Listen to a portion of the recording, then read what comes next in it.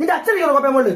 നിനക്കൊക്കെ കഴപ്പ്. കാരണം നീ ജീവിതം കണ്ടിട്ടില്ല. അതാ നീ കയറി തൂങ്ങി അവർ തിരിച്ചെടുക്കുവോ? എടാ, പുറത്താക്കാൻ ഒരു വാതിലുണ്ട്, തിരിച്ചെടുക്കാൻ മറ്റൊന്ന് കാണും. മനുഷ്യന്മാർ തമ്മിൽ ചേരുന്ന പാർട്ടി പല അഭിപ്രായങ്ങളും നമ്മുടെ ചട്ടക്കൂടുണ്ട്. അത് നിനക്ക് വേണ്ടിയായിരിക്കും. നീ കാത്തിരിക്കും.